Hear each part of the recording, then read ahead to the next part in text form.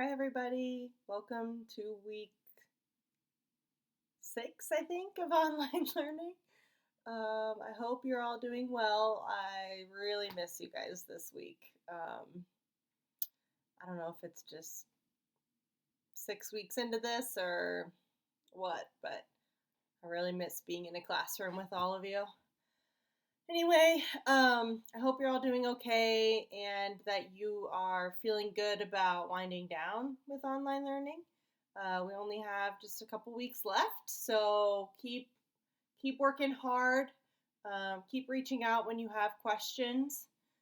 From this past week, week 5, the two lessons were lesson 1 on osmosis, and lesson 2 was photosynthesis. So the big ideas from those two lessons are really just that plants, including trees, go through the process of osmosis to get water from the soil to inside the plants through the roots. And that's because nature likes equilibrium, and so things such as water move from areas of high concentration to areas of low concentration. So we have Janet here. Do you recognize her? This is Janet from our classroom up by the board. Janet is a plant, and so when I water her once a week, the water seeps down through the dirt and into the roots, and then via the process of osmosis, the water goes in because there's water, like more water in the soil than there is in the roots. So the water goes in through the roots and then gets sucked up through these tubes called xylem, and then the xylem can transport the water to the leaves and into the chloroplast, which brings us to lesson 2 about photosynthesis.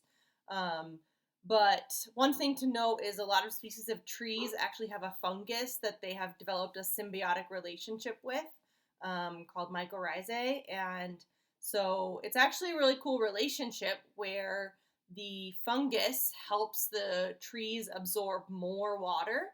And so then the trees can do photosynthesis. And when they make glucose, that glucose can get transported down, and the fungus, the mycorrhizae, can use that glucose as energy. So the fungus doesn't do photosynthesis, but it has developed this beautiful relationship with trees. And so there's actually a really interesting Radiolab podcast about how complex trees are and how complex these fungal networks are underground. If you're interested, I can find that for you. Just send me an email. But then that brings us to lesson 2 about photosynthesis, which was about how trees take that sunlight energy in their chloroplast, as well as the water that they absorbed via the process of osmosis, and the carbon dioxide that trees take out of the atmosphere. So carbon dioxide, H2O, water, and sunlight energy go into this chemical process of photosynthesis.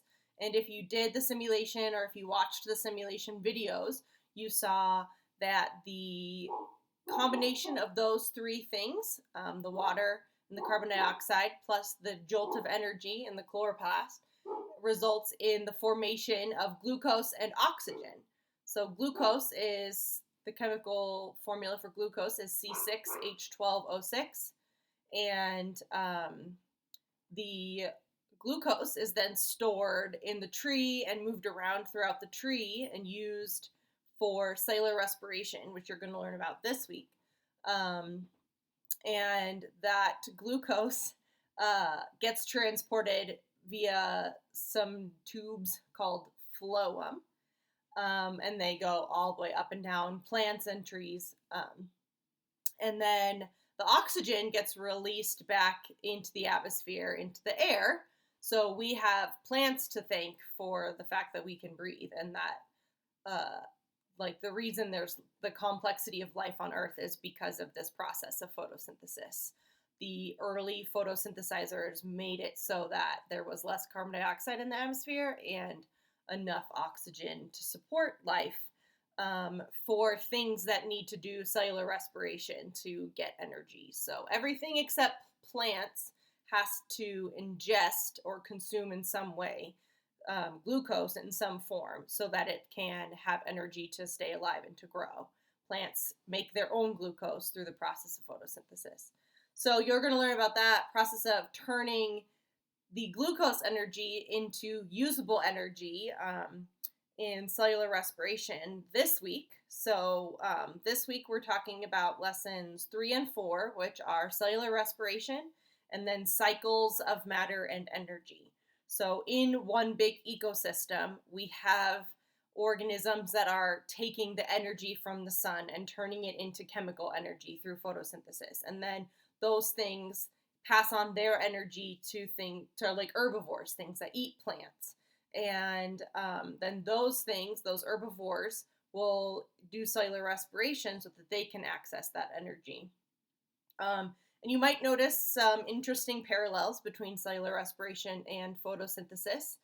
And then all of the matter, the carbon is the biomass, the matter that circles through ecosystems, and all of the energy that cycles through ecosystems is conserved, meaning that it doesn't go away, it doesn't disappear, it just becomes some other kind of matter or some other kind of energy. So you'll get into that a little bit more in lesson 4 of this week. Just 2 student activity sheets, 2 exit tickets. Please reach out if you have any questions, if you're struggling to get the work done. The deadline for all online remote learning work for our classes is going to be Tuesday, May 26th. It's the Tuesday after Memorial Day. And then after that, we will be posting grades. I'm not 100% sure what the process is going to be for you to determine if you want credit versus a letter grade, like an A, B, C, or D. I don't know that yet, so we'll cross that bridge when we get to it, I guess. We're all just kind of figuring this out as we go along.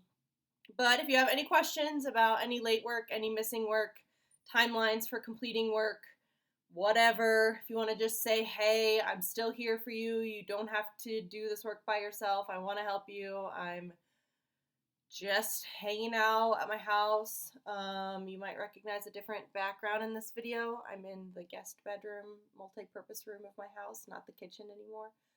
So that's exciting. I don't know.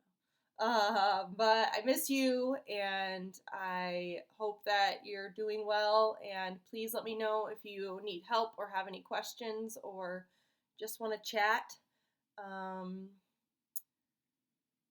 know what else to say. So good luck this week completing lessons 3 and 4, cellular respiration and cycles of matter and energy. Bye.